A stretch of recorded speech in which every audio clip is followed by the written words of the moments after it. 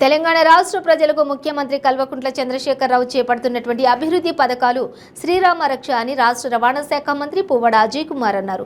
పాల్వంచలో పువ్వాడ కొత్తగూడెం శాసనసభ్యులు వనమ వెంకటేశ్వరరావుతో కలిసి పర్యటించారు. పాల్వంచ మున్సిపాలిటీకి జిల్లా ఖనిజాల నిధుల ట్రస్ట్ కింద మంజూరైన 60 కోట్ల నిధులతో చేపట్టనున్నటువంటి అభివృద్ధి పనుల పైలాన్ను మంత్రి ఆవిష్కరించారు. ఈ సందర్భంగా పువ్వాడ మాట్లాడుతూ అభివృద్ధి లక్ష్యంగా కేసీఆర్ పరిపాలన సాగిస్తున్నారని అన్నారు. కొత్తగూడెం నియోజకవర్గాన్ని అభివృద్ధి చేస్తున్న ఎమ్మెల్యే వనమను మరొకసారి ప్రజలు ఆశీర్వదించాలన్నారు.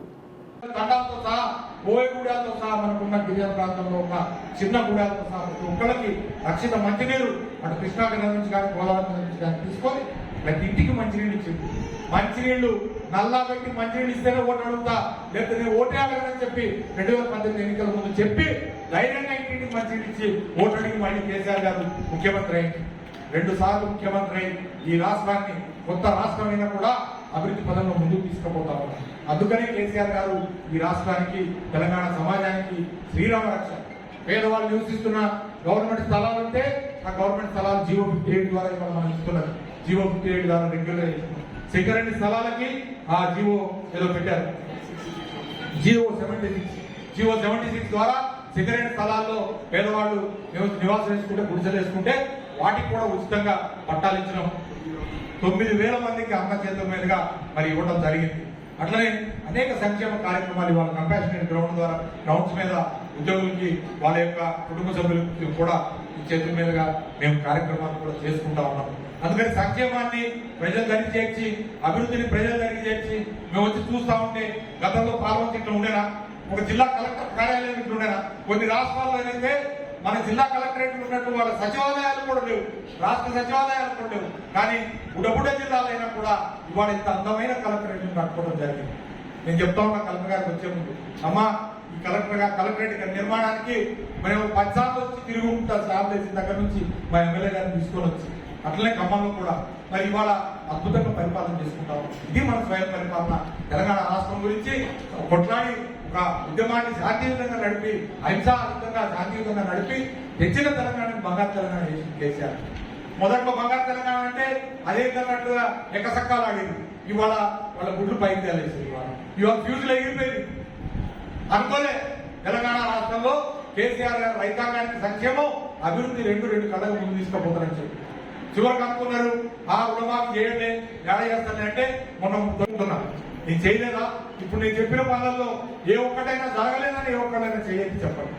మరి ఇన్ని పనులు ఇన్ని సంవత్సరాల్లో స్వాతంత్రం వచ్చిన తర్వాత చేయని పనులు చేసిన ప్రభుత్వం ఉన్నప్పుడు తప్పకుండా చేసుకుని చెప్పుకునే హక్కు మాకుంది. నేను గర్వపడతా ఉన్నా.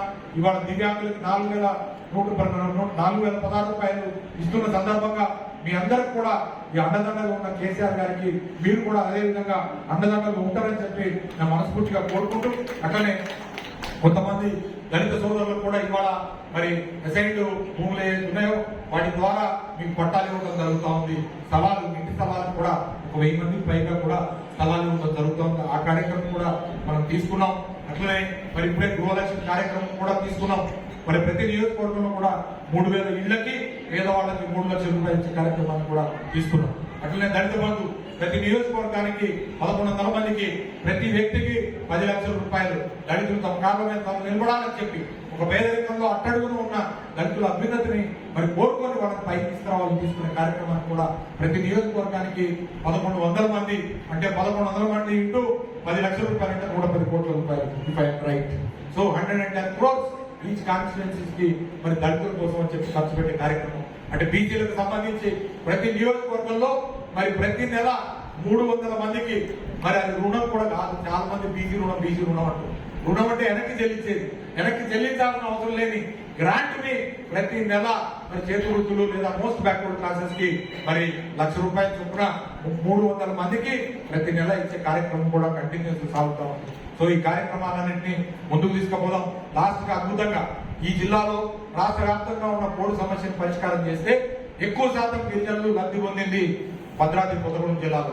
4,06,000 ఎకరాలు దాదాపు పంపిణీ జరిగితే అందులో 1,50,000 పైచిలకు ఎకరాలు కేవలం భద్రాద్రి కొత్తగూడెం జిల్లాలోనే మరి పోడుదారులకి పట్టాలు ఇవ్వడం జరిగింది. గిరిజనులందరికీ వాళ్ళందరూ మా ఎమ్మెల్యేలందరూ ప్రత్యేక మన మీద అభిమానంతో ఎప్పుడు ఎవరికి ఇవ్వలేకుండా కోట్ల రూపాయలు ఇవ్వడం జరిగింది.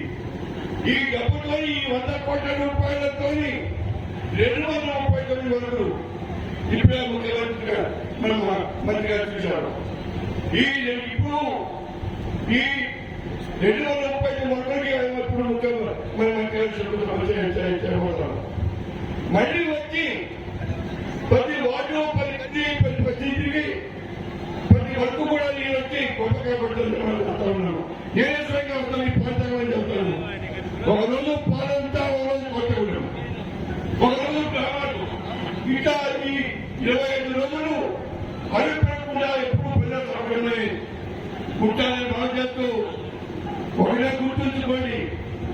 ఏ తల్లి అన్నం పెడుతుందో, ఏ తల్లి మనం సహకారం చేస్తారో అక్కడ పెట్టి మనకి ఇవ్వలేదు.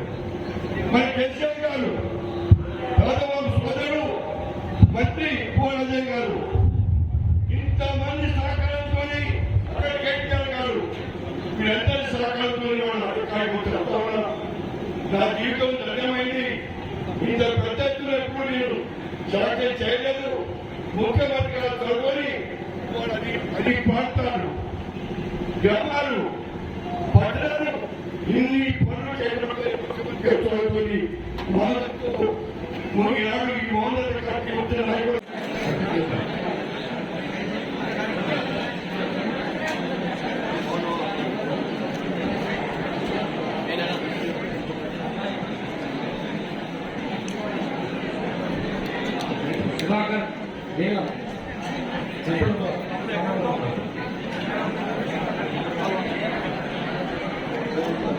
వెంకటేశ్వర్లు చల్ల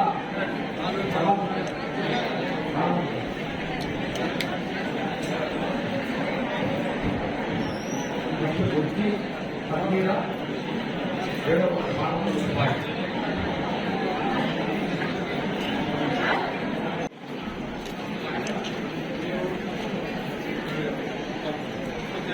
నెక్స్ట్ 358 జిల్లా regularisation of pattas.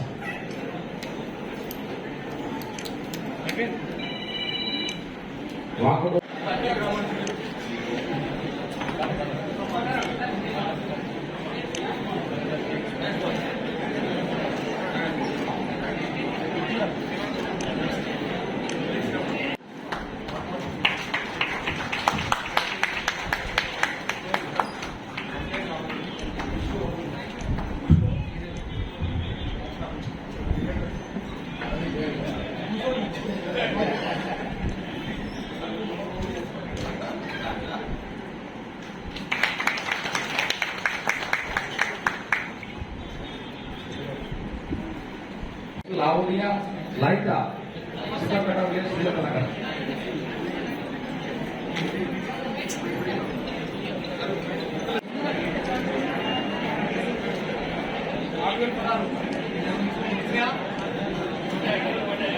Next 5 schemes సంబంధించి కౌంటర్స్ పెట్టామండి.